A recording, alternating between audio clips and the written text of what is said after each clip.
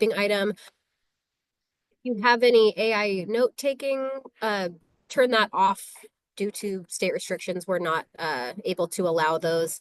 I know sometimes they can be very persistent and kind of keep popping back up. Just be watchful and make sure that you don't have one turned on. There was a couple that I had to block from entering the meeting.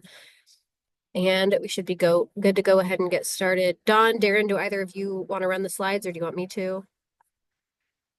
I don't have the slide deck, so I'll have to decline. It's the same one we used last time, but I should be able to pull it up here. Yeah, I don't have it up right at the moment. If you can't, I will.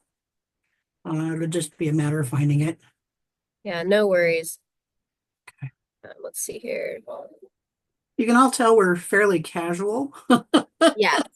And part of that includes the fact that we value you asking questions. If you ask a question, that means that it's something that you need to know that maybe we haven't provided yet, and we want to know that. So please feel free to ask questions either via the chat or by unmuting. If you would remain muted if you're not asking a question, that would be a good thing, but we value questions. Yes, please feel free to raise your hand, unmute yourself at any time. We can jump right in with FCS program history and overview. Don, Darren's when you want to take this piece? Sure, I can talk a little bit about this. So history, very briefly, back in about 2015, the state of Washington was awarded 2 policy academies. They were for strategic planning, and they were the beginnings of FCS. One of them was the Olmsted Policy Academy. I was part of that. We got training from different states in regards to how they were providing services that were successful and pots of money they were using and that kind of thing. Fast forward to doing pilot projects in both housing and in supported employment. And then negotiation with Centers for Medicare and Medicaid Services. And part of the reason that supported employment, supportive housing are allowed to be billed as Medicaid services is that they are social determinants of health or health-related social needs. A mentor of mine found a study at one point in time that he shared that says that people that are chronically unemployed may die up to 25 years earlier than the rest of us. That's shocking to me. I found that study, but I found more that said 10, 15 years. Nonetheless, if somebody's dying because they're chronically unemployed, how is that not a medical need or a health-related social need? Same kind of thing with housing. Very obviously they are health-related social needs, which is why Medicaid was willing to allow us to add them to our book of business and for agencies to be able to bill Medicaid. Anything to add? Darren? I don't. Yay, I did good. So FCS is part of the 1115 Medicaid Transformation Waiver. This started in 2017 and is part of a 5-year renewable waiver. The last time it was renewed was the summer of 2023, and that brought some really cool new changes with it for what we're able to do with FCS and for the other programs under 1115 as well. Oh, I just talked about all of that stuff. Other programs that are covered by the waiver include things like SUD services, some more services for folks that are exiting carceral settings, peer support, housing and employment, obviously, that's what we're talking about today. There's a lot of really cool other ones under there as well. If you have more questions about the waiver in general, we can connect you to the other programs too.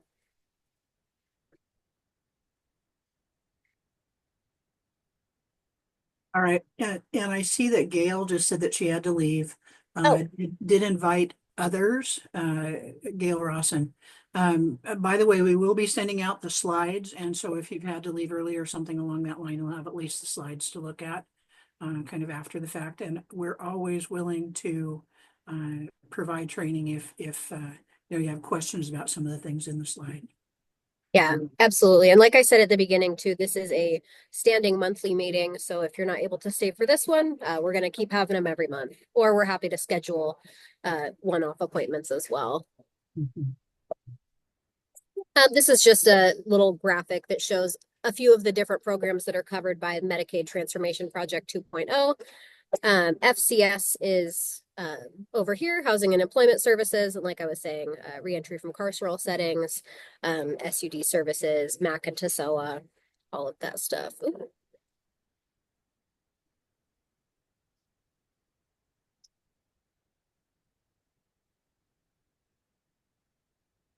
And getting into FCS, what it is and what it isn't.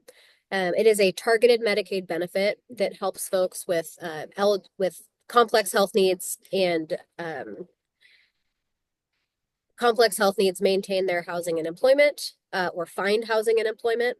So supportive housing services and supported employment services, and we will talk specifically about what those can look like in a little bit here.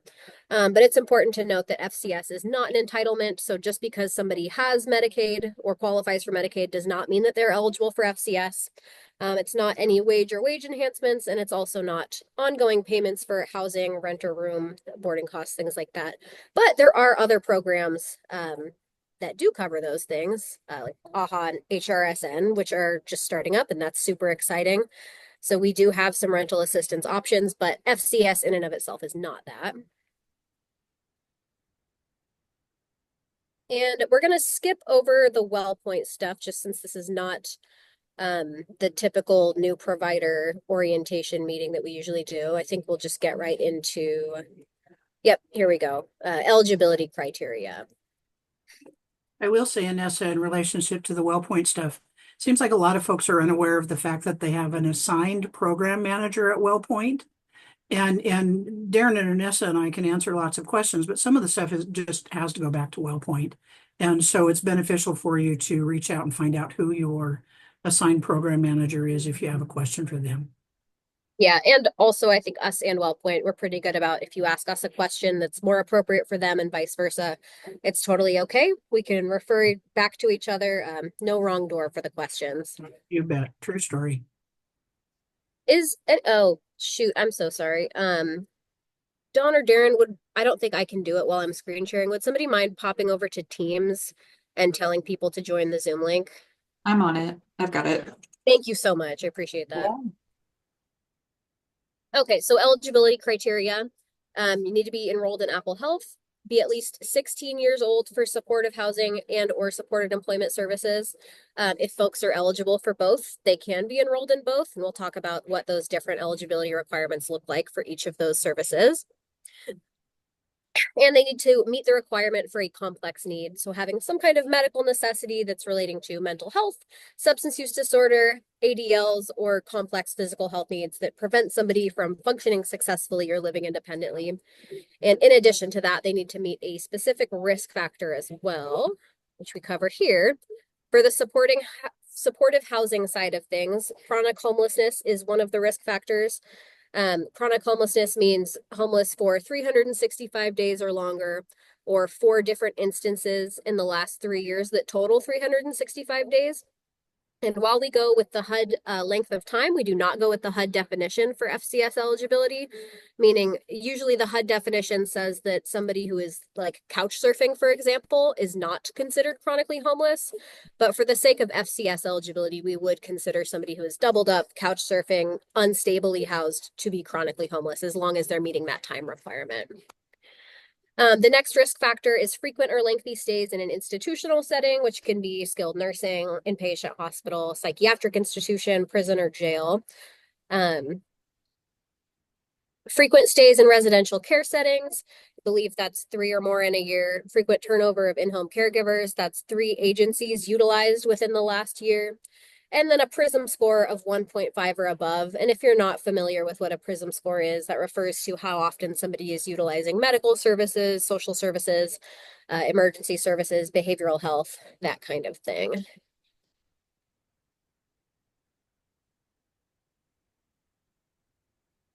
So related to the supported employment, you can see the options there in regards, and where it says 1 or more, it truly only has to be 1 health factor, 1 risk factor. It can be more, but it doesn't have to be in order for a person to qualify for services. My suggestion is if you think somebody might qualify for services, refer them. let Wellpoint do what they do so well, which is to determine eligibility based on the criteria that show up there. I think I find, I would guess at least, that a lot of the time the difficulty obtaining or maintaining employment due to the variety of issues is a more prevalent risk factor, but certainly all four of them are options. So sorry, it looks like a lot of people, for whatever reason, only had access to the Teams link. So we've got a way bigger group now than we did a few minutes ago. Oh dear. Welcome everybody. You Oh, have good. not missed that much. We're still right at the beginning, just covering eligibility. I'm sorry, Dawn. I didn't mean to cut you off. No. You're fine.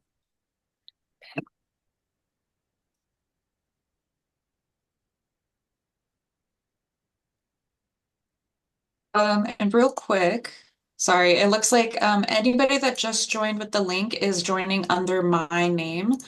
So feel free, if you see the three little dots on your screen, and rename yourself. Otherwise, don't worry about it. You just might need to, if you come off mute, let us know that you are not me. Well, and the other issue is, I think, Elizabeth, since a bunch of folks are under your link, if they are not muted, it'll cause some wicked background noise. So please, unless you have a question to ask, or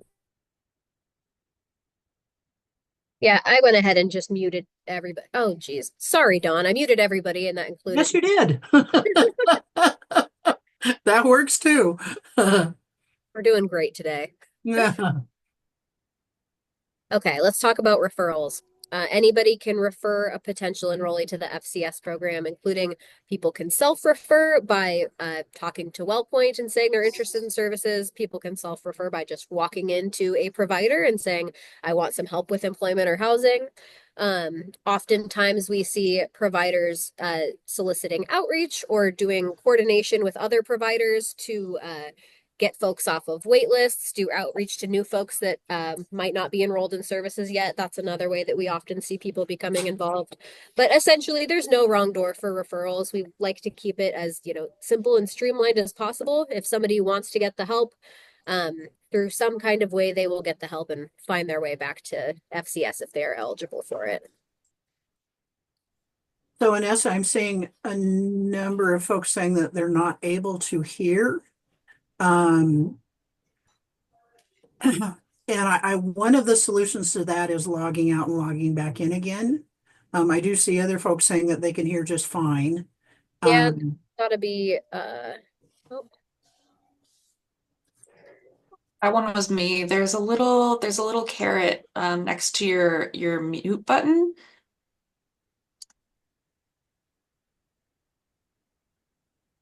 It looks like I'm talking to myself in the chat.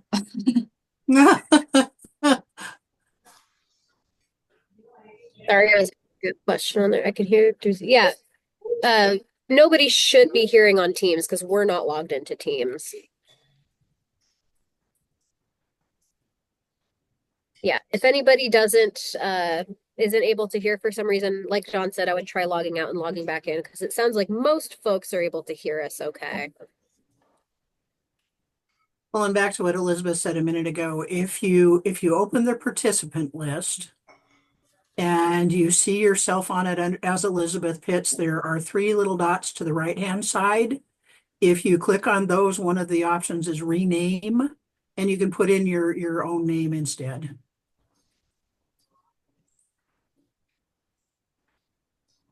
Okay. All right, now we're going to get into talking about supported employment services. Dawn and Darren, go ahead, take it away.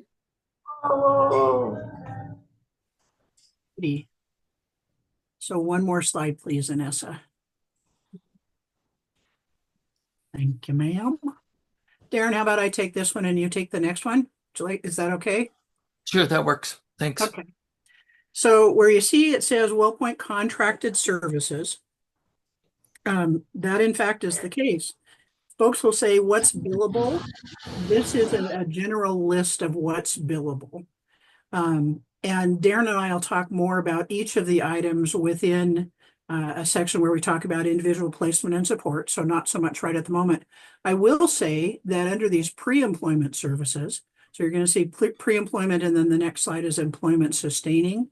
Most of those things fall under IPS. A couple that don't, where it says job carving or customized employment, individual placement and support, the evidence-based practice of supported employment doesn't believe in customized employment. They believe in competitive employment, employment that anybody can apply for and be paid at the same rate as others providing, that particular service. Job carving or customized employment is about kind of what it sounds like. A lot of the folks, let me back up, that's wrong. Some of the folks that we serve, and usually a pretty small number, wouldn't just fit into a specific job description. They maybe could do a piece of it or a couple of pieces of it or something along that line, but they can't necessarily just hop straight into, the job description.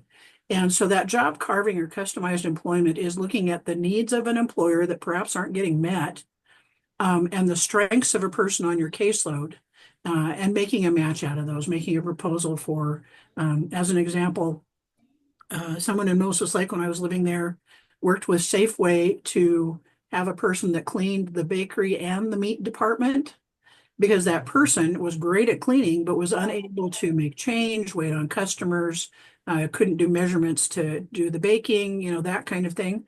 But they were great at cleaning. And it benefited Safeway because when the folks in those two departments get busy, you can well imagine what might fall by the wayside. And I'm not saying it does. I wouldn't do that to Safeway, but it just seems to make sense that it could be something that could fall by the wayside. And so someone doing that job, and only that job, somebody needs to mute, please. Doing that job and only that job is of benefit to the employer and the individual. One of the other things that IPS doesn't necessarily address is, at least outwardly, is the whole transportation thing, where it says transportation only in conjunction with an authorized service.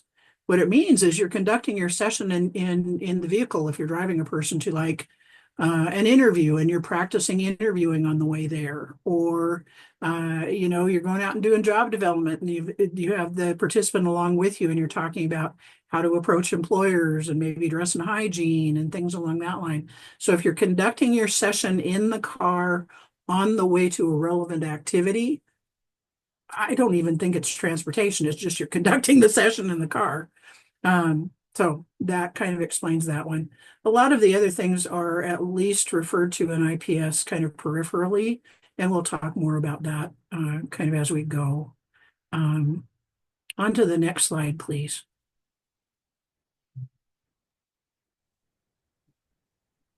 Thanks, Don. Part of the process with FCS, we understand that there's those pre-services to get somebody ready, and then those extended services to really support somebody in the position. Through working in support employment over the years, I've learned that sometimes new challenges will take place once somebody, attains employment, and working with those interpersonal skills and, building those relationships with the employer, hopefully through the disclosure and ROI process, that we can take on those some of those challenges and work with the employer and the successful candidate while they're in their position. But we also know that not all positions work for everybody, and sometimes people learn along the way that might not be a good match.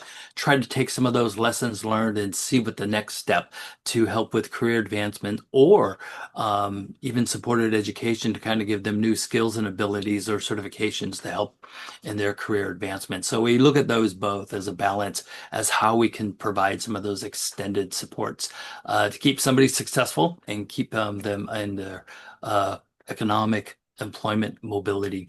And through some of that, we can work and learn more about maybe some of the challenges and look at some accommodations.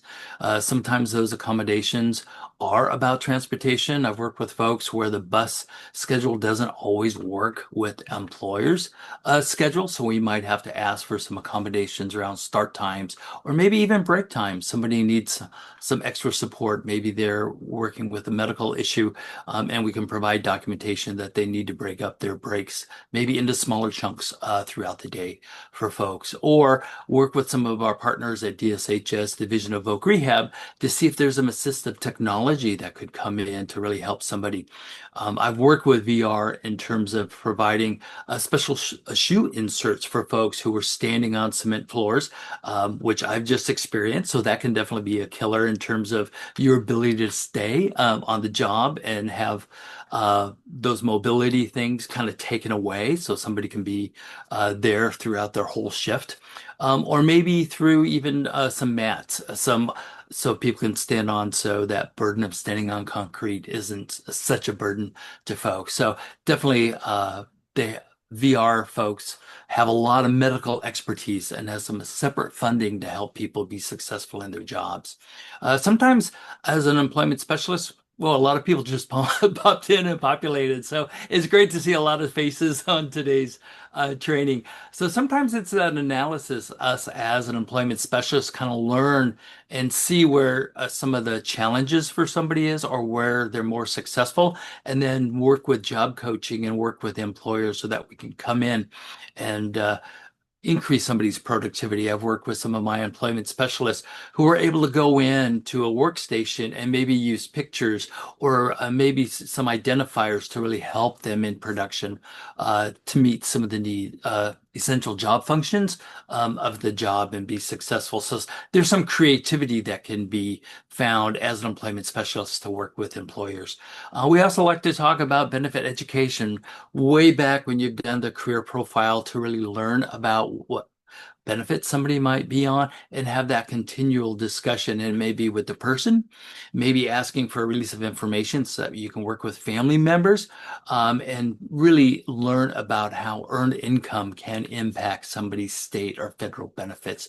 So we have some resources and some videos on our Pathways to Employment site that you can check out, or reach out to Dawn and I if you have any questions about how earned income can impact somebody's benefits when they return to work. And asset development, how do we, help people with their earned income maximize, maybe through a past plan, through Social Security, or maybe help me out, what's the other plan, Don? I can't remember the acronym for the savings plan, the ABLE accounts. There we go. I just had to talk my way through it there. Good job. Really help families, and beneficiaries to kind of maximize things that they can save and not negatively impact some of their federal benefits. Next slide, Anessa. All right, now we're going to get into talking about supportive housing, billable services. Some things that you can do to support folks prior to them being housed is any kind of conducting assessments, including the FCS assessment, including any kind of housing assessment as far as what kind of housing are they looking for, what are they interested in. We have a sample housing assessment that can be really helpful and has some great probative questions on it as far as really getting to the root of things, because a lot of times you might talk to somebody who says, I don't care where you put me, I just want to be indoors.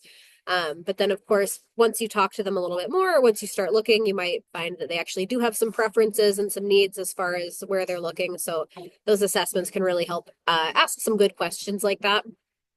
Any kind of coordination of care. If you are working with a participant that is also doing employment services or peer services or SUD services or anything like that, we love to see when different providers are wrapping together to support somebody, make sure that nobody is duplicating work. Everybody knows and is on the same page as far as this is what the participants' goals are, this is what I can help with, this is what you can help with. Really make sure that we're all just being as efficient with our work as possible. And coordination of care, I should mention, is also a collateral service, meaning the participant does not need to be present When you are providing that service, obviously, ideally, we like to see that the participant is present so we know part of the conversation, but we know, sometimes perhaps the landlord calls you first thing Monday morning, your participant's probably not going to be right next to you. It's okay to have conversations like that with a landlord, with another provider, as long as you don't disclose anything the participant doesn't want you to disclose. So make sure that you have ROIs signed, have conversations about disclosure. And as long as you're able to later communicate the information back to the participant and make sure that they're included in what was discussed, that's absolutely a billable service. Any kind of developing community supports, that's a really broad one. That can look like just about anything from helping somebody figure out how to navigate the bus route to what's the closest food bank to you to is there another provider we can work with to get you a subsidy or get you some other assistance? That's a really broad one. Treatment planning, any kind of establishing of long-term and short-term goals. Treatment planning is super important for both supportive housing and supported employment. If you've ever been in one of our Golden Thread trainings, we talk all about that.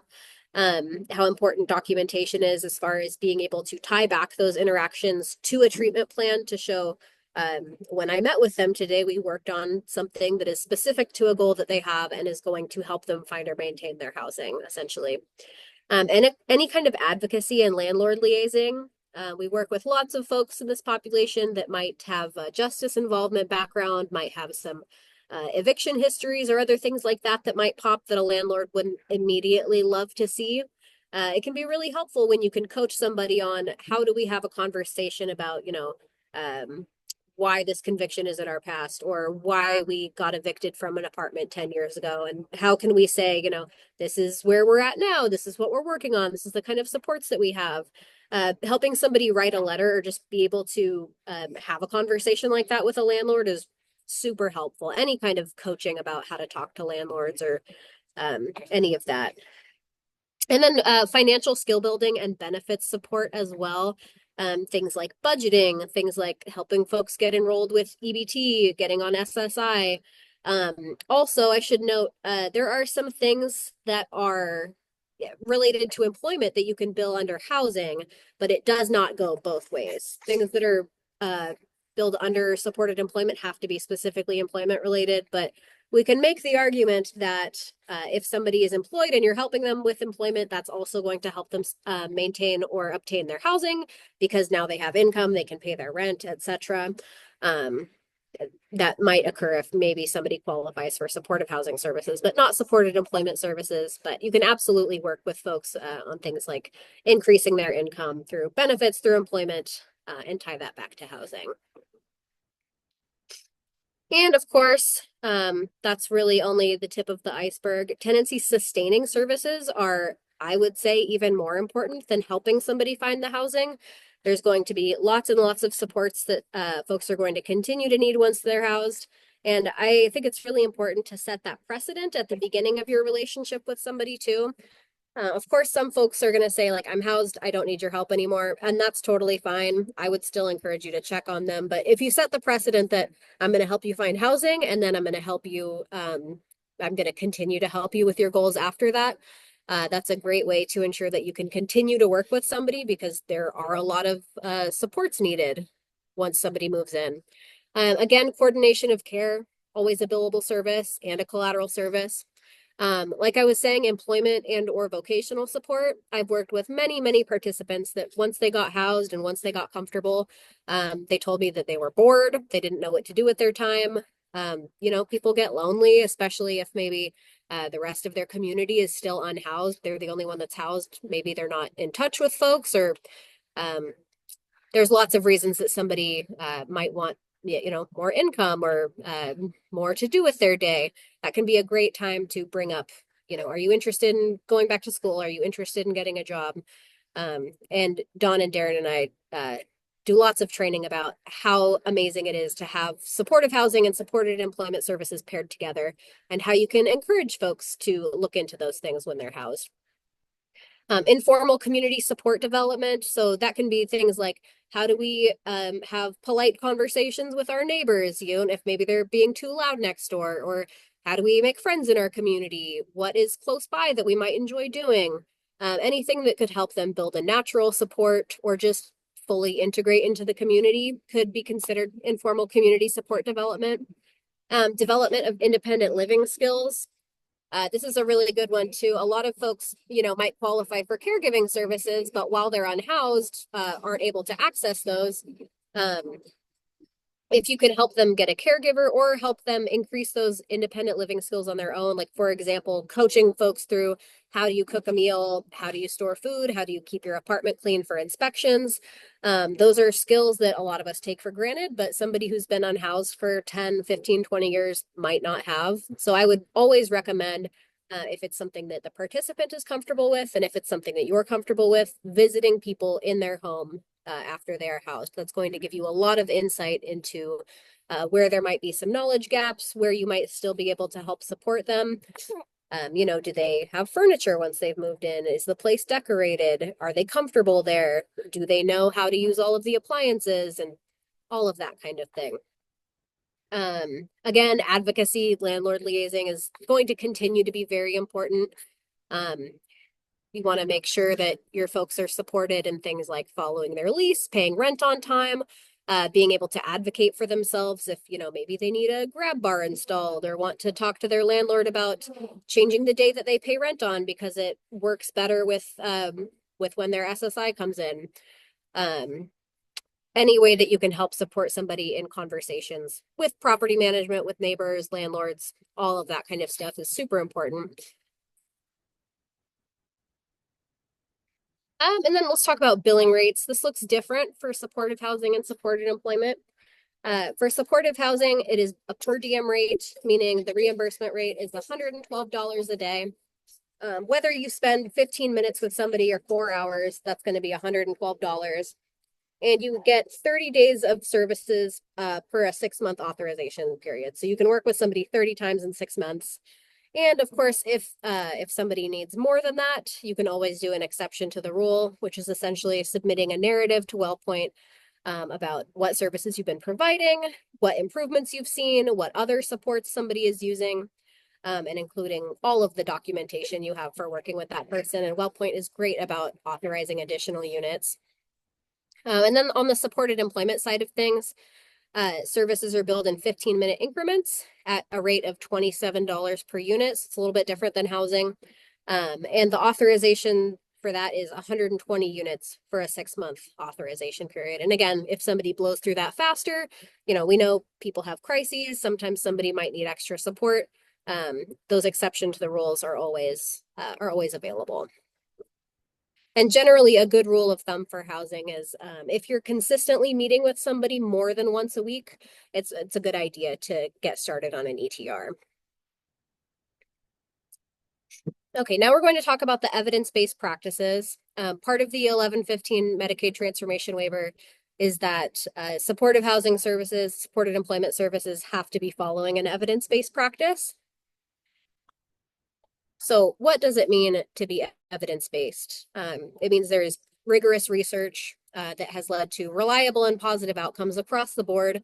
It's something that is repeatable, and it can be translated into a practical model. And fidelity to an evidence-based practice means that you are following it as closely as it is prescribed. And of course, we have a very diverse provider network in terms of providers that do supportive housing services and supported employment services. There's lots of ways it can look a little bit different and be tweaked for, different funding sources, different populations. But it's possible for all of those different groups to follow evidence-based practices. Don or Darren, do you want to? Oh, sorry, Lynn, I see you have a question. I'm trying to figure out how to raise my hand on the screen, and I can't because I'm not super technical. You're good. This works too. I own 7 clean and sober houses. I am opening 3 more in the next 30 days. I will have essentially 100 people, men, that I house. And I submitted my application about 3.5-ish weeks ago for the FCS because I realized very quickly that I can't just house people. I need to create a plan for them. And so I got an email this morning from Darren saying that, I don't know, things are taking longer, and I'm I love all of this information, but I'm more of a meat and potatoes. How long is it going to take for me to be able to get to do this to help my guys? And if I can't do it in a certain period of time, I'm going to have to start sending them places. And so how can I best help my residents now? Are you asking, Because like, I how long know it's, that Hmm? are you asking how long it's going to take to be contracted to provide FCS services? Yes, essentially, because I mean, I know that we need all of these things, and I feel like I'm stuck and I can, I'm only one person and I can't hire people until I know that I have I've been contracted, right? And so, like, there's this, I'm So stuck. unfortunately, Wellpoint is pausing right now with enrolling new providers. I don't have much more information than that. I'm not sure if any of our if our colleagues do. One of the things you can do, and I know it's not ideal, is to refer people to other FCS programs so that they can get started with the services. Um, if at somewhere along the way, once you get contracted, they decide they want to shift over to you, they can do that. But in the interim, they don't have to wait to receive services if you're willing to refer them to other FCS programs. Does that make sense? Does make sense. But okay, so with that said, what is the point of having this if everything is paused? I'm sorry, Because I'm Lynn, and I'm very for direct. I tried So to preface this at the beginning of the meeting, and I understand not everybody was in the Zoom right away due to some issues with the Teams link versus Zoom. I explained Mhm. that my intention for this meeting was primarily for anybody that's maybe under an established FCS provider, but is a new employee, is new to providing supportive housing and supported employment services, and have this be an orientation of sorts to how do you do the job. That's it's another training that we do fairly often and gets requested a lot.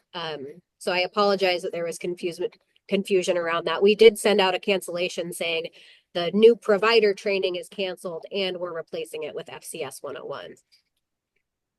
okay. So at this point, you don't know when an approval for new FCS applicants is That would going be to. that would have to be a question for Wellpoint. We don't have that insight right now. Okay, so for me being on here is probably not necessary today.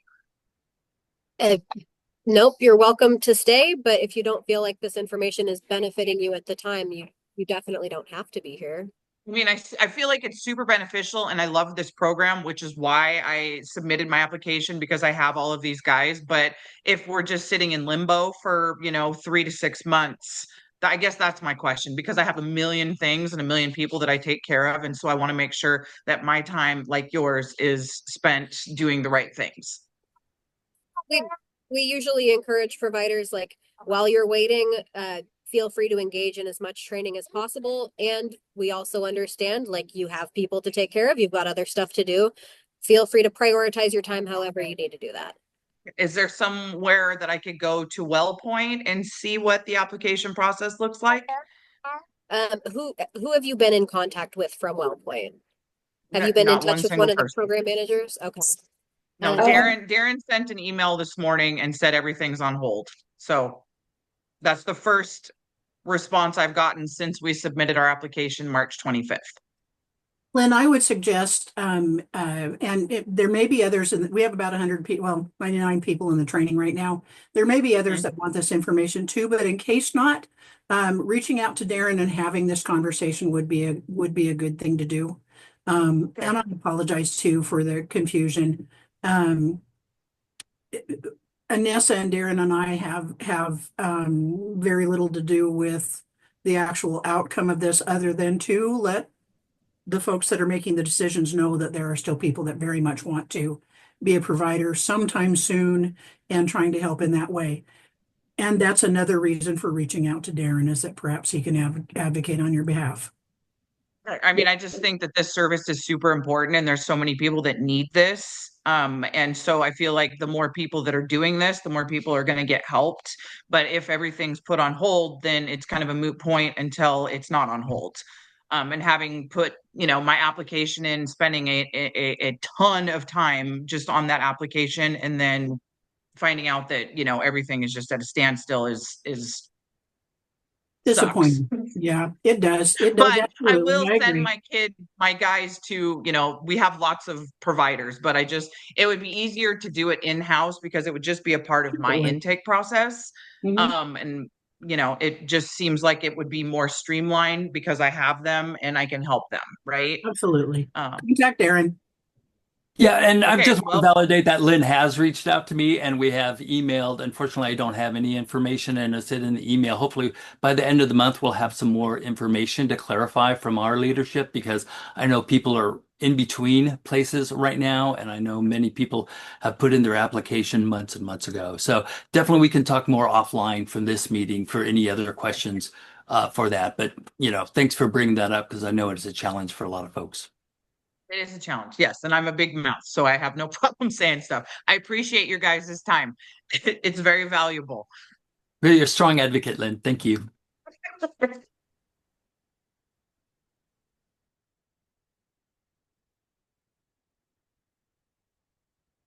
Vanessa, did we finish this slide? Well, we didn't even start the slide. Okay. Fidelity is important, obviously, because if you want good outcomes, it makes sense to follow something that has been proven to have good outcomes, right? We also, you may hear us talk about fidelity reviews. That is where HCA and a group of peer reviewers comes into an agency and we interview staff, we look at case notes, we look at program materials, and we assess how close is your program to the evidence-based practice. Are you meeting fidelity? Reviewing fidelity is really important because it allows program staff and managers to self-assess program performance as well, give you an idea of how well you're doing in terms of the evidence-based practice. The model serves as an organizing structure for program operations to improve service too. Obviously, we know supportive housing and supported employment are huge umbrellas. There's a lot that goes under there.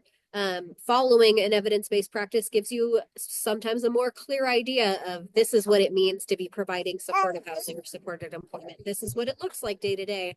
And if I want good outcomes, I need to be, remembering these pieces of it. And we'll talk specifically about what the evidence-based practices are here.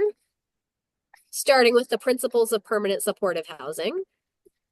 So permanent supportive housing in this context refers to the evidence-based model that is connecting unhoused individuals to housing and ensuring that they have supportive services around that housing as well.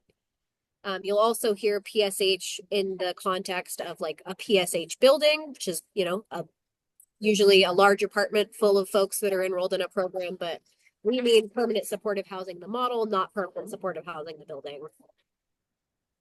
To break it down further here, when we say permanent, we mean that somebody can continue to live in that unit for as long as they continue to meet the obligation of their lease. It's not transitional, it's not temporary. As long as they are continuing to meet the lease, they're welcome to stay as long as they want. Supportive, meaning tenants have access to services and supports that they need and want to stay in housing. So in addition to supportive housing services, that might look like SUD, peer services, employment services, clinical services. Basically, we want to see that if anybody's asking for anything like that, you know how to connect them to those supports. And then housing, tenants live in a private and secure place. They can close and lock the door. They can be by themselves if they want to. They choose who they let in and who they don't let in, just like any of us expects when we go home at the end of the day. So what effective permanent supportive housing looks like, so we like to compare it to using a GPS.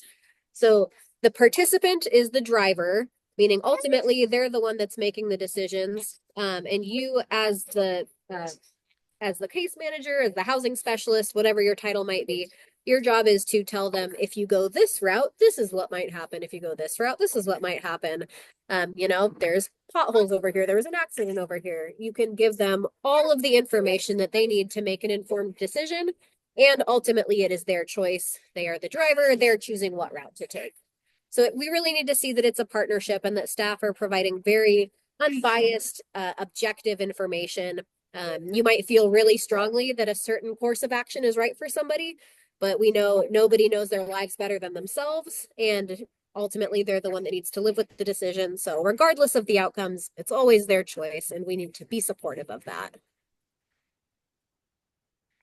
And I can't stress enough, it's we're not telling them what to do or what's best. We're just here to support them. It should be very much a partnership, and we really need to see that reflected in the documentation as well, in the treatment plans and the case notes. All of that should show the participant is guiding the conversation, setting the goals, and we're just helping them along with it. As far as what the dimensions of permanent supportive housing look like, we've got choice of housing, which means we need to see that folks are educated on all of the different housing options, including homeownership, tiny homes, mobile homes, transitional housing, clean and sober, all of that kind of thing. Folks might not be aware of all of the different options that are open to them. And it's really important that we give them all of the information that they need to make a choice about what's going to be best for them. Choice of housing also refers to if, for instance, you go look at an apartment with somebody and there's several different open units, are you showing them every open unit? We want to know that, somebody is able to have as much autonomy and as much, again, as much information as they're going to need to make a good decision for them. Choice of housing also refers to, do they get to choose who they live with? Again, that's going to look different based on the type of housing you're looking for, but are they able to choose to live with a partner or a caregiver? If they're maybe living in transitional housing, is it their own room? Do they have a roommate? Do they get any say in who that roommate is? What does that look like? Basically, we need to see that somebody was made aware of all of the implications of their decision, and they were fully educated prior to making that decision. Separation of housing and services is really important in any situation where the housing provider is also the one who owns and operates the housing. Like, for example, with a PSH building or with a clean and sober, we really need to see that the person providing the supportive housing services and the property manager are ideally different roles. For example, a housing specialist shouldn't be in charge of evictions. A housing specialist shouldn't be, posting notices, collecting rent, anything like that. It should be a very separate role. I'm sorry, give me just one.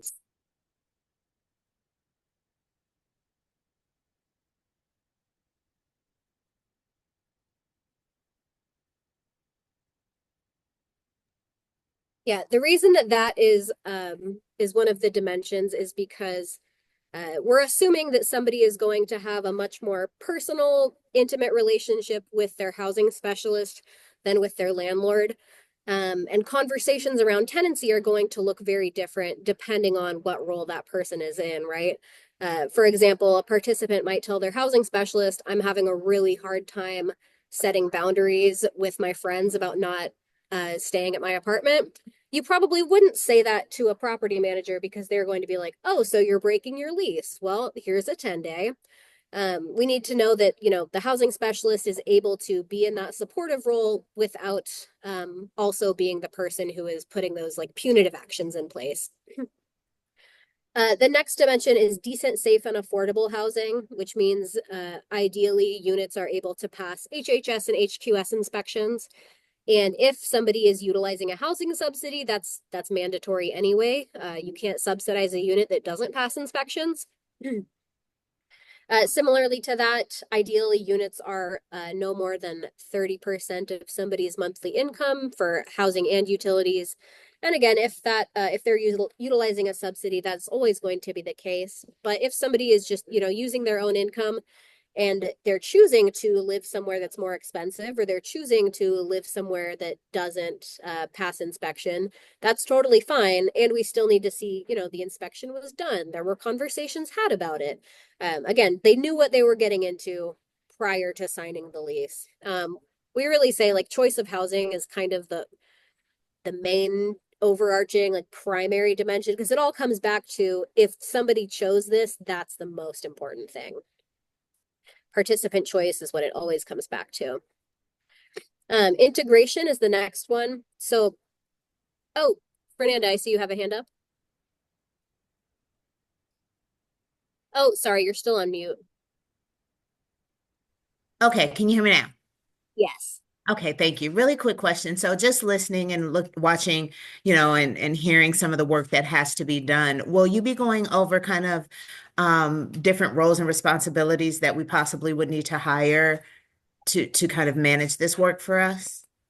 Um, we won't be going over that today, but if you'd like to set up a meeting, we can absolutely talk about that. Okay, I'll do that. Okay. Thank you. Got my email, right? Yes, I do. Thank you. Perfect. Welcome back and congratulations on your baby. Oh, thank you. So community integration means that ideally folks are housed in units that any one of us could apply for to live in. They're not set aside for folks with any specific criteria, meaning like they're just regular scattered site places where you could drive by and have no idea that the person that lives there is involved in any kind of services. And all that to say, we absolutely recognize the importance of having transitional housing and Oxford homes and clean and sober and all of those different options because some people do choose those and want those. The evidence-based practice just says that folks tend to do the best in scattered site. And that is the long-term goal of FCS is to get somebody in a, permanent regular unit in the community. And there's absolutely nothing wrong with somebody, taking a few different steps to get there, or if they are like, you know what, I don't think I'm ready for that. I'd like to, do transitional first. That's totally fine. We see that all the time. Access to housing. Sorry, was somebody? Yeah, I was going to say Sasha has a question in the chat about who does the inspection. Oh, that's a great question. That also kind of depends on, that very much depends on who the agency is. Sometimes it is the housing authority, sometimes it is the provider. It really depends on a lot of different factors, including like who owns and operates the housing. Sometimes it's the housing specialist. If you want to like parking lot this and email me afterwards, we can talk more specifically about like what your agency's situation might look like. But yeah. Another question, one of the many Elizabeth Pitts. We have to see 5 FCS clients per day, and with 30 units, that's not enough to even last them 6 months. Yep, that's when ETRs are appropriate. And I have to say, 5 interactions a day is pretty aggressive. That's a high bar. I don't know what your caseload breakdown looks like in terms of like, are you providing services to folks that aren't eligible as well? But wow, that's a lot. And yeah, I understand 30 units really isn't very much. We know a lot of people are going to, some clients you need to talk to every single day. Yeah, there's nothing we can really do about that other than encourage, absolutely fill out an ETR if you know that somebody's going to run out, and make sure you do it in a timely manner so that there's no lapse in being able to bill for them, because we want you to get paid for the work that you're doing. I think we have a little bit of information about exception to the rule or ETR in our Wellpoint slides, but if we don't, definitely reach out about that too. Yes, I have filled out many an ETR. I'm happy to walk somebody through how to do that. Where was I? Access to housing. This means that there are ideally as few barriers as possible to somebody getting housed, meaning somebody can walk into your agency and say, I would like to look for housing, and regardless of whether they are currently using, regardless of whether they are participating in services, et cetera, regardless of if they have, maybe justice involvement background, no income, low credit score, all of that stuff, we're going to take them and all of their barriers and figure out how to work around them and get somebody housed anyway. Rights of tenancy. Again, this one's going to look very different depending on the type of provider that it is. Perfect Fidelity says that somebody should have just a regular, typical lease that any of us might sign, with no provisions in it about, passing drug tests or no guests after a certain hour or anything like that. And we know some programs run differently and need those extra provisions in place. We like to see when we do a fidelity review that there's a copy of the lease in everybody's file, and that somebody had a discussion with them about this is what the lease means, this is what you're agreeing to. If, for all of us that have signed a lease at some point before, we know that they're really dense documents that aren't super user friendly. So it really helps to be able to have that conversation with somebody prior to them moving in and getting the keys, because sometimes there is some funky stuff in leases that you might not be aware of. So it's just important to go over that and make sure the participant understands what they're getting into. And even if they're in a housing situation that is not necessarily one that would have a typical lease, like for example, if they are in an Oxford house, something that you could do alternatively to that would be make sure they understand what the house rules are and go over that with them before they agree to move in. Just again, so they know what they're getting into. They made an informed decision.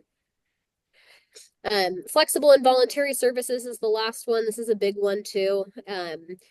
Essentially, we want to see that somebody has the ability to choose from a whole menu of options as far as what kind of supports that they're receiving.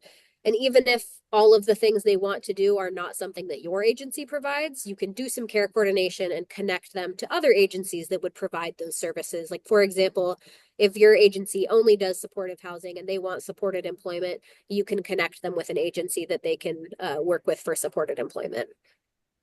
Flexible and voluntary services also says that ideally there are services available 24/7 or close to 24/7. This can look really different, again, depending on the kind of program. Something that I used to have in my program as a provider was a 24/7 on-call phone. So after regular hours when staff weren't in the office, case managers passed around an on-call phone. And if there was some kind of crisis or emergency, like we would call it fire, flood, or blood. So, something's on fire, there's water damage, or there's an assault, there's an arrest, something like that. You can call and get that support from your housing specialist or from whoever's on call. Or that can just look like having staff work flexible shifts. Maybe some work on weekends, some work earlier or later to accommodate, different people and different preferences. That's one that's usually a little bit easier for, clean and sober buildings or PSH buildings to meet, because they do tend to have those different shifts and flexibility there. Also with flexible and voluntary services, we want to see that folks get to choose how often, when, and where they're meeting with you. They can choose to meet in their home, they can choose to meet at the office or a park or a library, or maybe they want to ride to the grocery store and you do case management with them in the car on the way. I've had some amazing car conversations with people. Basically just in whatever ways we can make it participant led and leave things up to them, that's what we want to do, because we know folks are going to buy into services a lot more when they are, again, in the driver's seat, have control, and are the ones leading the process. Before we move on to IPS, which I think is right after this, would like to ask, does anybody have any questions about any of these? I see Inessa in the chat. Just curious, how many FCS clients per day should we see so that the 30 units lasts? So I'm sorry, I think there might have been some confusion. It's 30 units per enrolled participant. It's not for like every single person in your agency. I'm assuming most, well, I don't know, maybe you have all very high needs participants that need to see you every day, but I think you should see people as often as they need to be seen, and that's going to be different for every person, right? Some folks are going to be in crisis and might need to talk to you every single day. Some people might tell you, like, I'm absolutely fine right now. Please just check on me next month until I call you before then. That's really going to depend person by person, and that's part of what makes it a billable service with Medicaid, is that it's individualized and it's appropriate for the person's level of need. You definitely don't need to see somebody every single day if they're super stable and doing great. And similarly, you don't need to tell somebody who's in crisis, oh, sorry, I can't bill for you until next week, so I'm not going to answer my phone until then. Does that make sense? Well, I see David also said it comes out to about once per week for 30 total units per person. If you case manage at that rate, you should not have to submit an extension. But yes, there are some who require more intense case management services. And I will say both for housing and employment, when somebody starts something new, so they're new to their housing, they're new to their employment, then sometimes the number of hours served ramps up at that point, and then kind of titrates down over a period of time. It's just important to keep close track on how many you've used, Are you going to need an exception to the rule? Definitely, if a person's going to continue having needs, then they have to have that extension at the end of that 6 month or year period. And so you've got to track closely, and having a tracking form, a tracking system is going to be incredibly important. Yeah, absolutely. And some EHRs will do that for you, but if you don't, if you're maybe a smaller program without a ton of money for a fancy EHR with all of those features, you can even just track it on like an Excel spreadsheet or something, and that can work just as well. Absolutely. Yeah, and like I was saying too, if you are regularly seeing somebody more than once a week, definitely be planning ahead and just expect to be submitting an EHR. That just planning ahead and keeping track of units can really make a big difference in things like that not falling through the cracks, especially if you do have a large caseload. Mhm. Well, and I will say, and Anessa and Darren, if you remember more in relationship to the email, the Healthcare Authority is working to try and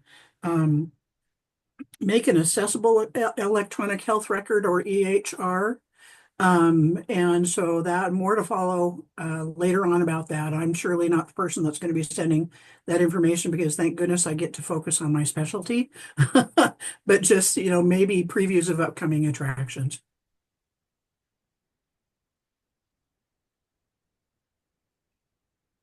All right, and that brings us on to IPS. All right. So Darren, I'll shoot for the first four if you want to do the next four for this one, if that's okay. Yep, that's fine. Thank you, Don. So competitive employment is the goal. And actually, let me back up for just a second. You'll see there are 8 principles here of individual placement and supported employment. There are actually 25 principles in the fidelity scale. They've kind of collapsed them down into 8. Having the OCD tendencies that I've got, the next slide, I think, is the one that also shows the things that they didn't catch in these 8. So you'll get that too. But competitive employment is the goal. I mentioned earlier that IPS doesn't believe in job carving or customized employment. Thankfully, it's in the Wellpoint contract so that it is still a billable service, because it is relevant for some of the people being served. For the most part, the idea is to help them find a job that's paid at the same wage as everybody else, and one where other people without disabilities are working there too.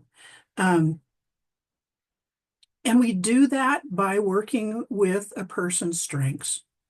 Would you guys agree that everybody has strengths and weaknesses? Absolutely everybody, all of us. The people we serve, our doctor, our neighbor, our mom, everybody has strengths and weaknesses.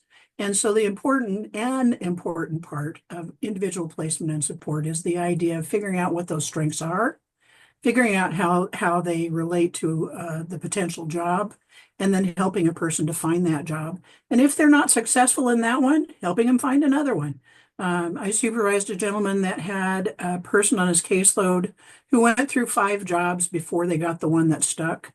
And when I say stuck, last I knew it stuck for years. I had seen them at a behavioral health conference. They'd become a certified peer counselor while I was in this job, and I haven't been in my old job for 7 years. And so and that's been at least a couple of years ago. So at the minimum, 5 or 6 years, that person was in that job, when in fact, some of the other jobs, they lasted for a couple of months. So it's amazing what the right job match can actually do. Individual placement and support was originally developed for people with serious mental illness, So you will see references to things like integrated with the treatment team. In the state of Washington, the majority of providers that we have are not behavioral health agencies, and IPS still works. If you look at the IPS manuals, there's a reference to the fact that if you don't have a treatment team, the person may have a support team. And by that, it means paid individuals that are also working with the person. Maybe it's Department of Corrections, maybe they're on TANF, maybe they're, whatever it is. But the idea here is to collaborate with those other paid agencies that work with an individual so that you're all on the same page, so that you make certain to provide the services to the person that are relevant to that other scenario as well. I bring up Department of Corrections because I think we all know that at times when people are released from carceral settings, they have strict mandates about where they can work, not within a proximity to an elementary school or things along that line. And to help them get a job in a setting that doesn't match that, it runs the risk of having them being incarcerated again. So obviously it makes sense to collaborate. TANF was another example that I mentioned, or Work First. Early on, I worked with somebody on my caseload who was on TANF, was in the Work First program. And I can't remember if she wanted to do education and not a job with me or vice versa.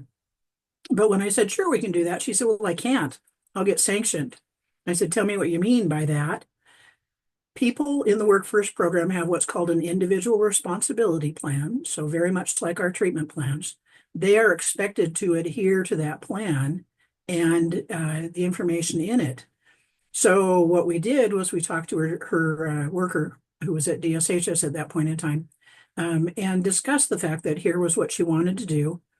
The worker changed the individual responsibility plan to match the person's current goals.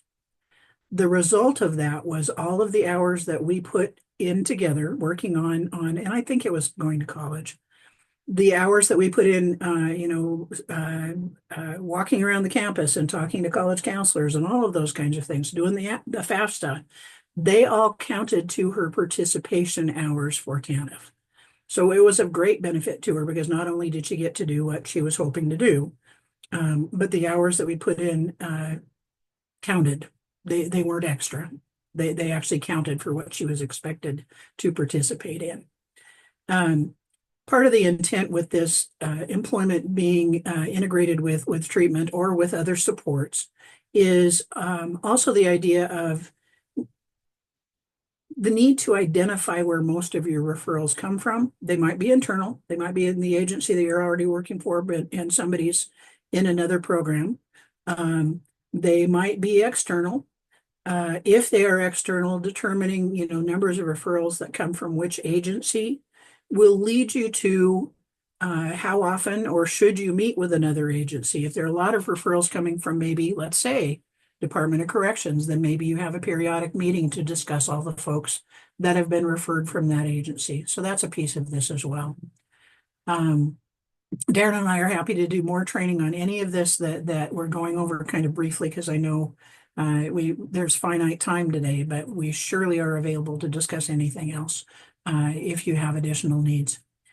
Zero exclusion is absolutely one of my favorites. It says if a person says they're ready to work, they're ready to work. And I know there may be folks saying, well, that doesn't seem entirely reasonable. I have an anxiety disorder. I've had panic attacks doing presentations in the past. Did my own exposure therapy, so now I can do presentations and I actually enjoy it. Once upon a time, somebody may have told me that I couldn't do this job. They'd be wrong. I've had family members who had substance use disorder, but were the most reliable employees that an employer could have. There are a variety of things that we manage kind of outside of our work that could affect our work, but they don't necessarily have to. And that's what they're saying in relation to this zero exclusion too. If you look at the fidelity scale, it talks about, if a person says they're ready to work, they're ready to work, regardless of symptomology of mental illness, regardless of substance use disorder, regardless of, kind of a variety of other things.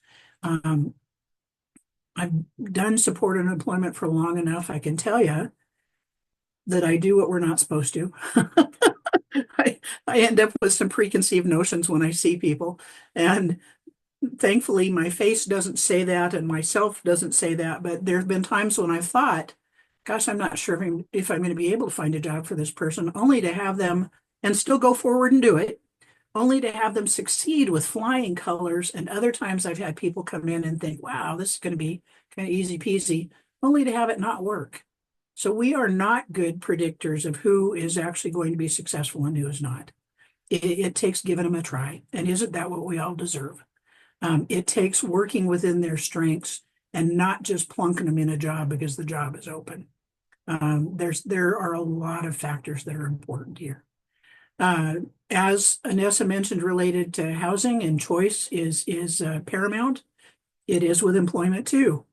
Any of you that have ever been in a job that you hated knows why choice is important. Sometimes, and I know Darren's just waiting for me to talk about the Batman story, which I'm going to do. The gentleman that I mentioned earlier that I supervised, him, thanks for the heart, Darren. He came to me one day and he said, I have a guy on my caseload that says he wants to be Batman. What should I do? I said, help him be Batman. And the person that I supervised said, I hate you and you need to come into session with me, which is what I did.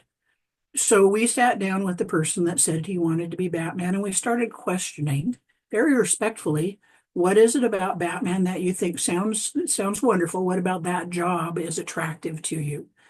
He responded that it was the cool car. We definitely have stuff we can work with.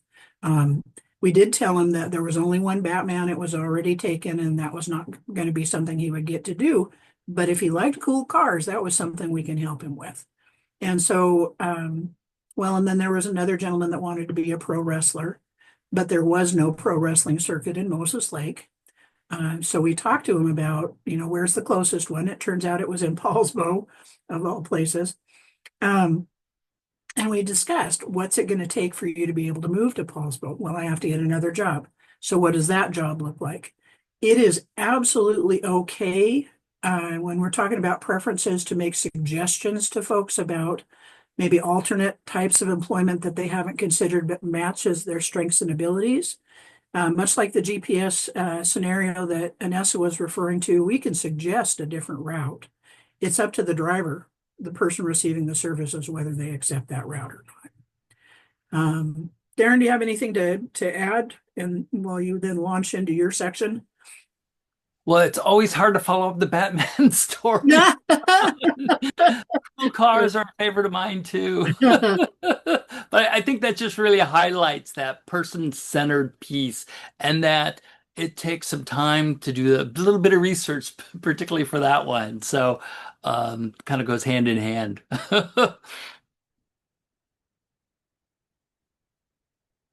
So we'll go ahead and talk a little bit about benefit planning and education. It's definitely a passion of mine because I think it's so important. Oh, I think one slide back. There we go. It's so important to educate people just in terms of it takes a little bit of time to maybe research where somebody can be part of the different goals that they want. It's also really important to educate the individual and who that support system is for the individual, particularly if it's family members or other people who might rely on their family members' federal benefits that come in and make some change. Because I know from experience working with folks, it might take 6 months to 3 years to finally work through the system for eligibility for federal benefits. And after working so long, people are really reticent to say, oh, let's change up things. They're so focused on that financial cash benefit that comes in. So it's really important to learn about the benefits people have, whether it's, supplemental security income, SSI, or social security disability benefits, SSDI benefits, as well as, to find out if they're on Medicaid or Medicare. Sometimes people have both benefits, which makes it a much more complex picture to work with. Dawn and I are available to do some extra training of that, or please feel free to reach out. Particularly on the social security, the bigger SSA environment is changing a lot. I think I get notices multiple times a month of different things that are changing there. So it's really important to understand persons' benefits and when they have earned income to really educate people about the importance of reporting that earned income, because we don't want people to fall into what's an overpayment category, which could be catastrophic for folks, because Social Security will eventually find out people have earned income and ask for the money back, and that can be very traumatic for the person or the families.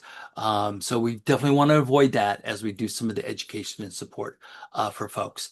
So please reach out if you have any other questions or want to schedule a separate training on that. We also focus on job search, and job search is definitely a process to learn about those individual things that somebody might enjoy doing, look at those as skills and abilities, but also maybe some lessons learned from past experiences that may have been traumatic for folks. So this is really where we look at developing relationships, one, with the person, using that career profile to learn about them, but also go out in the community and learn about employers, what positions they're hiring for, wages, benefits, some of the nuances about the job that we can then share with somebody. Part of this process is really learning about things and being intentional. If our program is saying we're going to help people find employment, we're going to be intentional and work towards that process of working with employers in the community. And we really want to see that happen in the fidelity scale from rapid job search, maybe from a high fidelity to 30 days, but also, within 6 months. It's a different for everybody. But I've also seen folks say that we're going to provide that job search process, and it doesn't happen to maybe 270 days after completing that career profile. So we want to be intentional and really, make that a significant part, of our developing the treatment plan, the service plan, and then providing those services out in the community. And the nice thing about FCS, it allows us to have to bill for some of those services, even if the job search candidate isn't with us for that time, as long as we're still creating that medical necessity note to support the services that we're doing for that. And that leads us into that systematic approach. There's a system that we use through IPS and a lot of free resources through their library compared to also the free resources we have on Pathways to Employment to really put, some of those stepwise progressions to help somebody that as we talked about earlier, we're tracking that FCS authorization.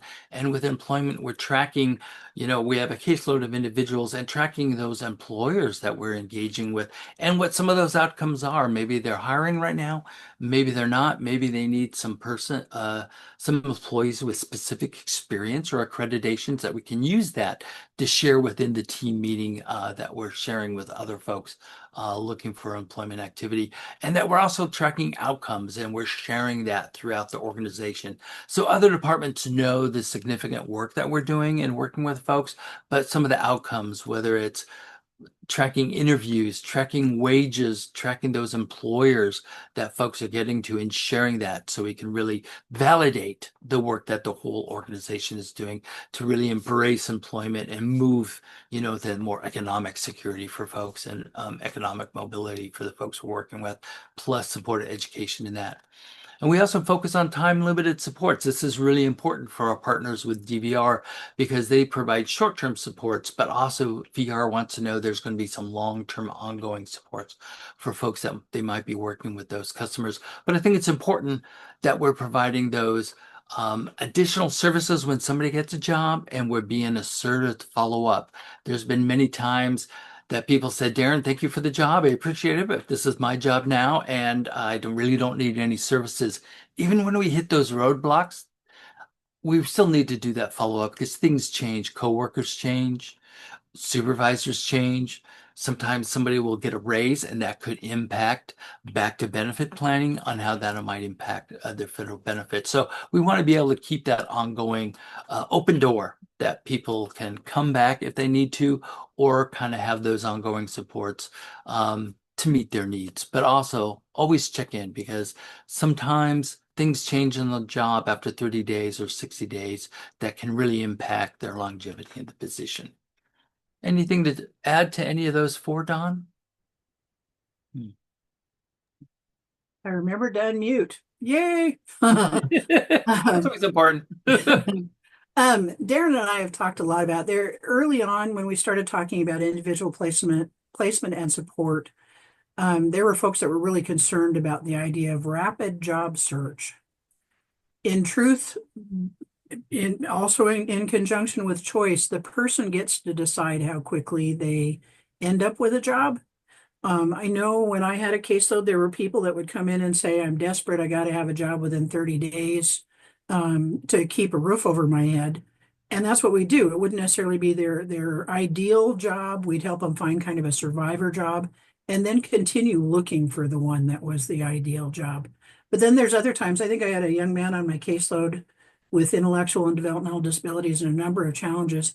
It took us about 6 months to get him into the job that truly was a fit for him, and that's fine. You know, rapid job search is really, it's another one of those things that's about respect and getting them in front of an employer, but not always for a job application or a job interview. Sometimes it's job shadowing or informational interview or taking a walk around, you know, an employer's site. And you do have to talk to the employer if you're going to call it job search. But to make the person more comfortable with it or, you know, whatever it might be. It's not always just get them in a job immediately, but it is get them out in the community and talking to employers and things as quickly as possible.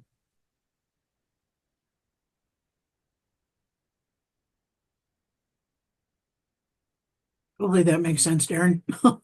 It does. I think that's always a good point because sometimes people say they want something, but then they come back and show, hey, my needs have changed, and how do we pivot an employment specialist to support those short-term goals to really help folks? Or sometimes people have some trauma in their life and they have to postpone things and just kind of reflect that the goals have changed and this is what we're going to do moving forward. Absolutely. So here's part of my OCD. Not diagnosed, self-diagnosed, I guess. I have OCD tendencies. Because those 8 principles didn't cover absolutely everything, I had to do a slide that collected the things that weren't addressed, including caseloads of 20 or fewer. I love the fact that IPS figured out that they don't want to overwhelm an employment specialist, number one. And number two, and maybe more importantly, they do want to allow time for the person to receive the high quality services in enough quantity that is so that they're able to do that. You know, caseloads, I will say 15 years ago, something like that, I was a supervisor and had a caseload of 50. I could only see people about every other week, and I was not going out to talk to employers at all. And as you can guess, my job placement rate was really low. Didn't make any sense to do it that way. It really was just kind of lip service. It was nothing else. Because I couldn't even meet with each person once a week. It had to be, you know, every other week and actually a little more than that. So caseloads of 20 or fewer to provide the service that's needed to the individuals. Some need more, some need less, but 20 is about the right number. I will say that the agency that I worked for decided a caseload of 25 was more reasonable for the billing ability and to be able to bring in enough income. So within a kind of fidelity setting, we didn't get the highest score. We got the next highest score, and that's okay. Collaboration with Division of Vocational Rehabilitation. I don't know if there's anybody unfamiliar with DVR. But they are the entity that's identified by the Rehabilitation Services Administration, which are the feds, to provide services in each of the states to help people with disabilities to become employed and to maintain employment. Darren talked earlier about some of the nice things that they can do related to purchasing items for accommodations. We're in a position where, so when DVR helps a person find a job, they typically contract with an agency called a community rehabilitation program to do the actual job search. When that happens, that's another one of those collaborative kinds of scenarios. The CRP does the job search, which means that the FCS supported employment provider can't, because it would be double billing. And so anytime you hear from a community rehab provider or you hear from the person, I'm open with DVR now, it's time to start those collaborative conversations to see if you're able to do services that the CRP is not doing, so that you don't end up double dipping. You got to be cautious about that. Having said that, it's still really relevant for people that have the need for DVR services to refer them there. I will say that at this point in time, Division of Voc Rehab is in order of selection, which is another way of saying they have a waiting list. And so the folks that are coming off the waiting list immediately are those in what they call the most significantly disabled category, which means folks with lots of challenges. If a person that's not significantly challenged wants DVR services, just be aware of the fact they may be on a waiting list for quite a long time. Doesn't mean you shouldn't collaborate with DVR, you should. Just be aware of some of the kind of the ins and outs. IPS says employment specialist. Thank you, Candace. I see Candace is hopping off. 3.5 years and learned something new today. Yay, that's good news. I'm glad this is helpful. So employment specialists providing only employment services.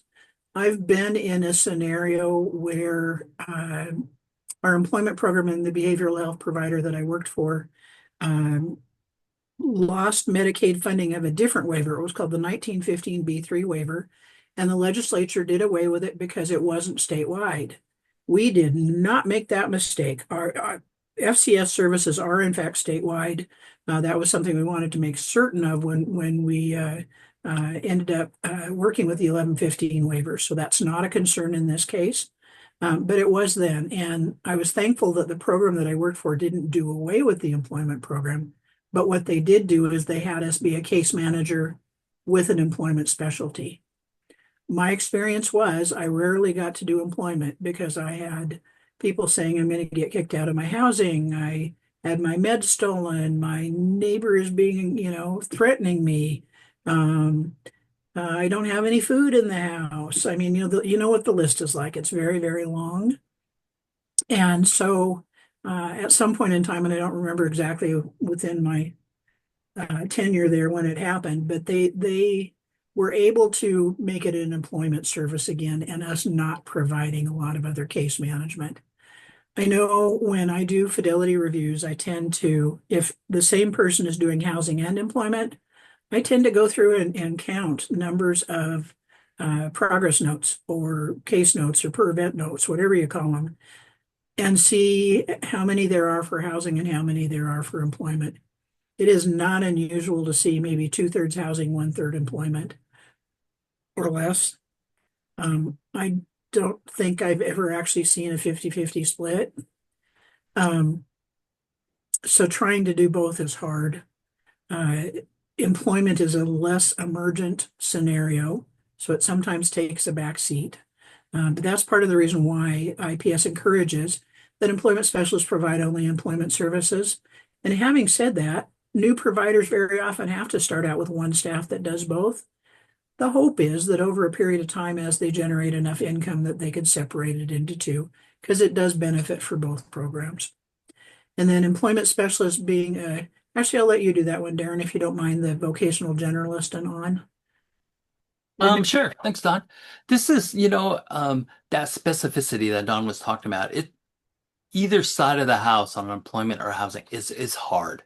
Definitely I can speak for years of being on the employment side, is that just getting to learn about the person and their goals and their abilities and what their strengths are and maybe what their goals, as Don, shared about somebody wanting to be Batman. How do we spend time to get to know somebody and then take those goals and formulate a plan, whether working out a resume and, potential employers to talk to, interview skills, anxiety, depression, what all those secondary behavioral health things might be available. How do we really work with somebody for that? So part of the evidence-based practice is really specifying certain things that we do, and that the vocational generalists starts meeting somebody through that intake process, creating their career profile, learning what those skills and abilities, you know, creating that service plan to kind of pinpoint what are those outreach pieces and engagement pieces will be, that we're really focusing on that one person does everything, because you're building that relationship and getting to know somebody, and then advocating with employers, and then doing some of that retention pieces and that is sort of engagement. So it really makes sense, I think, from running a program that the person does all those different pieces of that engagement process, and building up those supports, and then identifying who you're going to reach out to in terms of if you need help. And because of that relationship that you developed, it really creates a stronger bond, or even then in emergencies and triage, that they can come back to that person and maintain the connections, and also do that long-term support through the employer as well. Excuse me.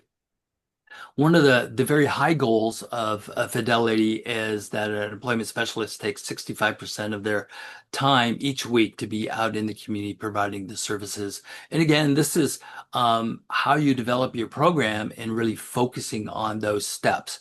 And I tell everybody about adapting evidence-based practices. It should be in phases, and it takes time, because it takes time for people to learn how to be in the community, to be able to do some of these services and then build upon that. I think it's great to have high expectations, but you also have to be able to have that phase in piece, what makes sense.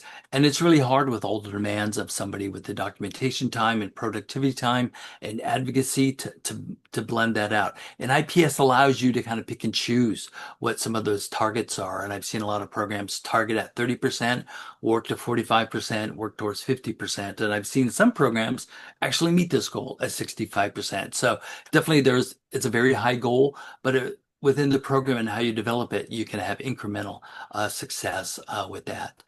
We always talk about disclosure. How does the person feel about me as an employment specialist going out and sharing some information about you? Some people have been traumatized about this.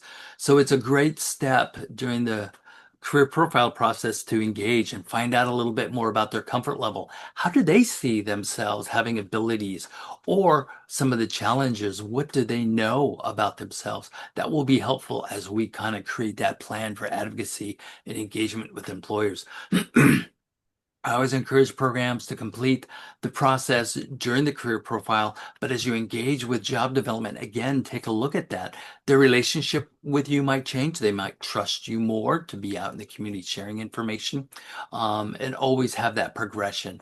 And the IPS document library has a great form that you can use to kind of see where their comfort level is and who will take on different pieces of sharing information. Even you might complete this and they might still have some guarded feelings about you going out and sharing information in the community, and that's fine. And I always like working with individuals together and modeling some of the ways I engage with employers to share information, and that might decrease some of their anxiety or how you use some of the information. And we've talked a little bit already about it, sort of engagement. I think it takes a plan, when somebody gets a job and how you're going to do the follow-up. Definitely there's some specifics within IPS. They really want some of that follow-up, and before somebody starts a job, 3 days after somebody starts a job, weekly contact to do some of the support, and monthly. It depends on what their needs are, so that we can phase out, because the person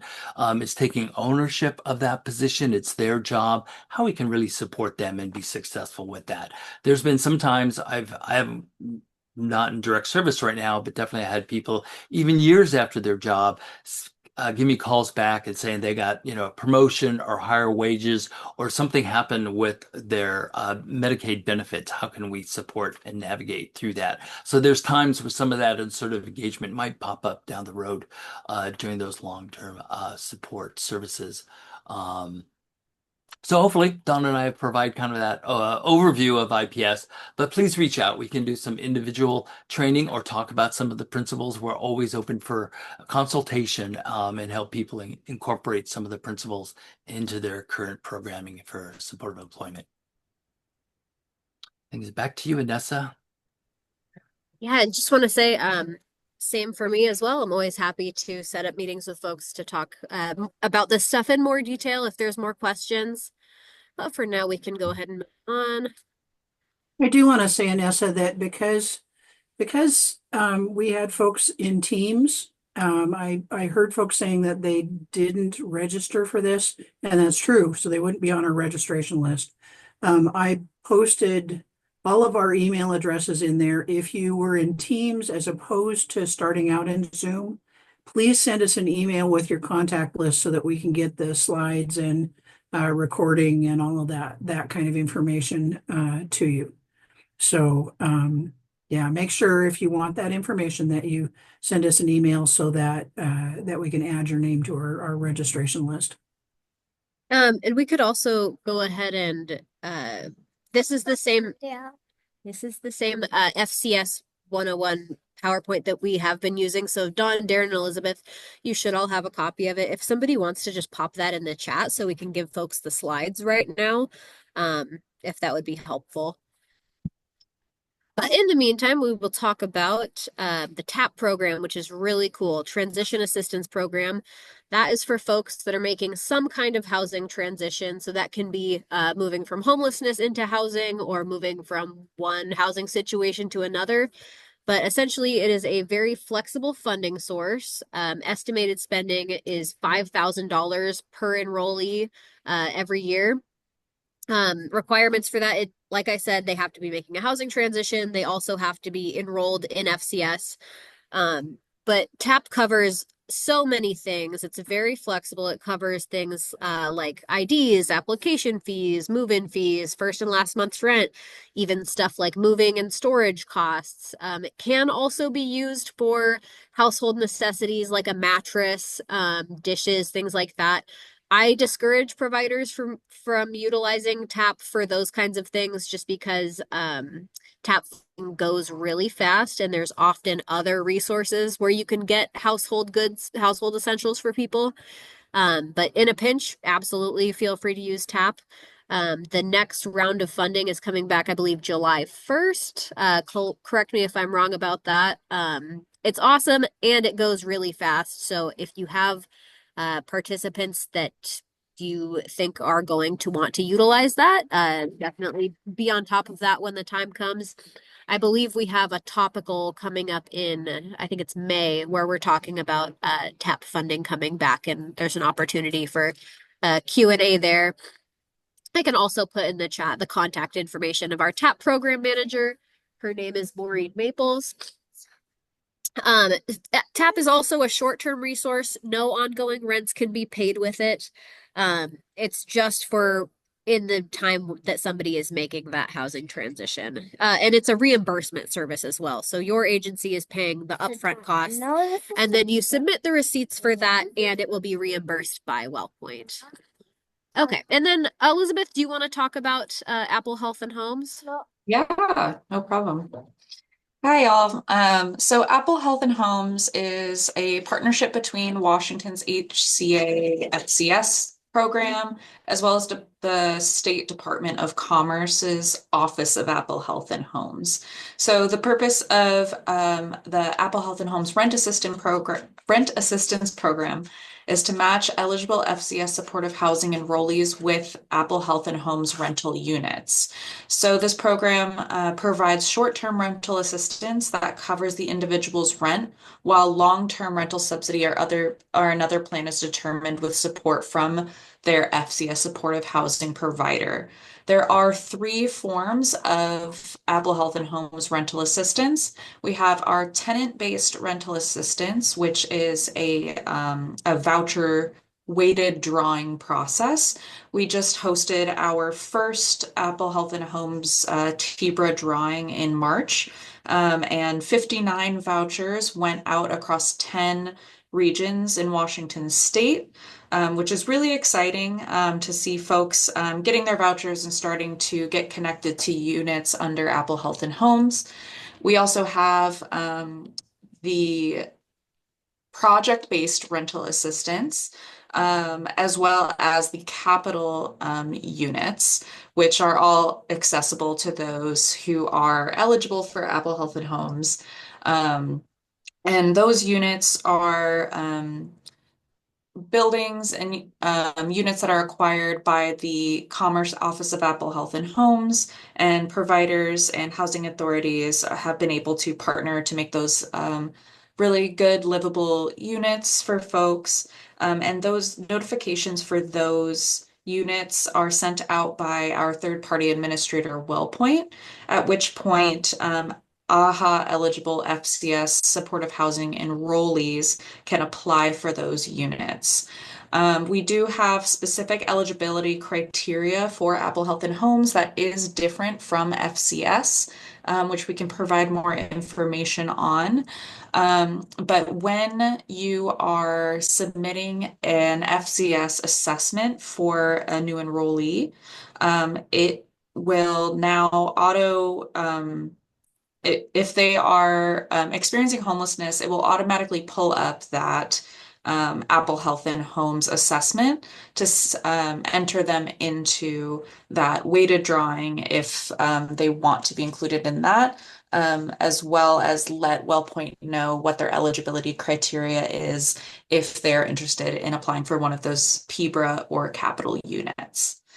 For more information on Apple Health and Homes, I will put my email somewhere in the chat, but I'll put it in the chat again. Feel free to let me know if you have any specific questions about the Apple Health and Homes program.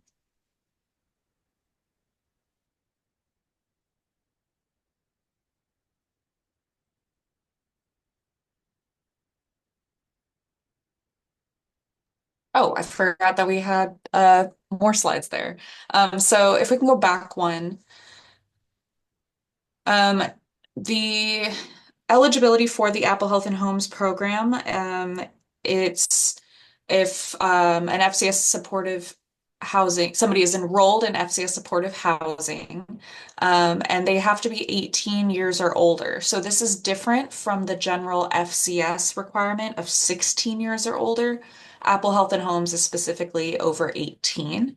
And for TBRA, it's for folks currently experiencing homelessness, but there are some expanded eligibility for folks at risk of experiencing homelessness for the PBRA and capital units. Next slide.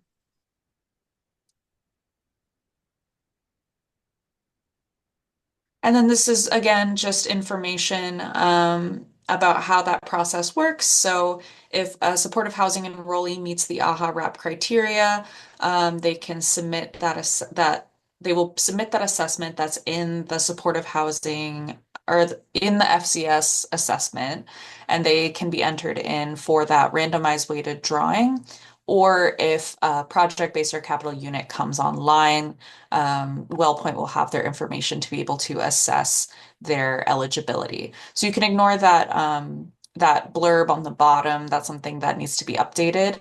That link is no longer active because the AHA assessment is built into the FCS assessment now.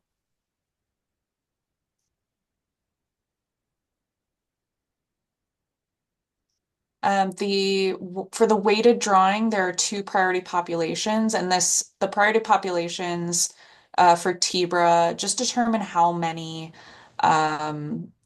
voucher entries or how many entries they get into the voucher drawing. So for priority population 1, we're looking at FCS supportive housing enrollees experiencing chronic homelessness, and that is defined by the RCW linked on this slide.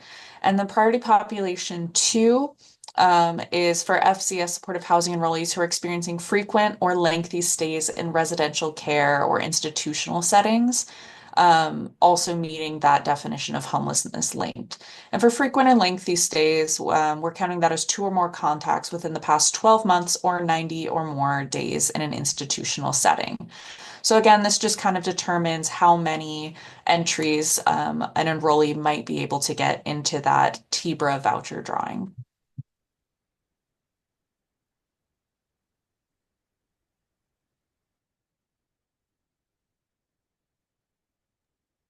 Don or Darren, does one of you want to speak to Glidepath? And I also want to say we have about 15 minutes left. We could also just skip this part for now and open it up to Q&A if folks feel like that would be more helpful? I would say we need to just go ahead and skip this part and open it to Q&A. Yeah, I think that's a good idea, Anessa. Perfect. Okay, you know what? I think I'm just gonna stop sharing here. All right, let's open it up to the group. Does anybody have any questions that haven't been answered yet?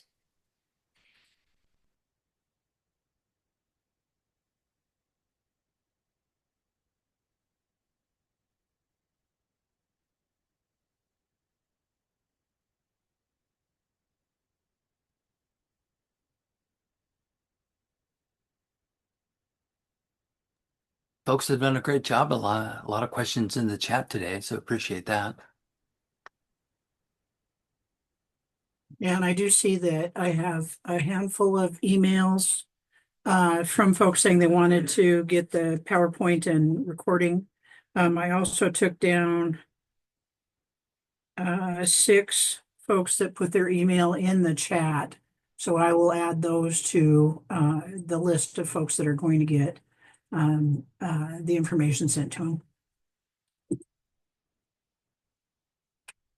Oh, well, I said that and now I've got a bunch of them. I think maybe I'll do a screenshot before it goes away. I'm gonna go ahead and see if I can put the PowerPoint slides in the chat right now. Sometimes the file's too big, but let me. Yeah, I tried a couple times for some things that just wasn't working for me earlier. You might have the Midas touch for Zoom today, Anessa.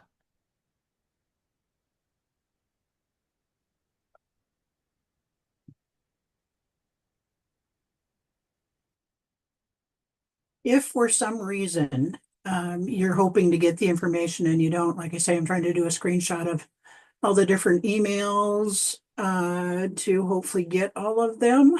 That's part of the reason why I asked for, an email to be sent to us with your email address. So if for some reason I don't catch everybody, feel free to reach back out and say, add me. Shoot, I wasn't able to upload that PowerPoint either. Caitlin, you're good to go ahead and stop recording. And yes, we will do our best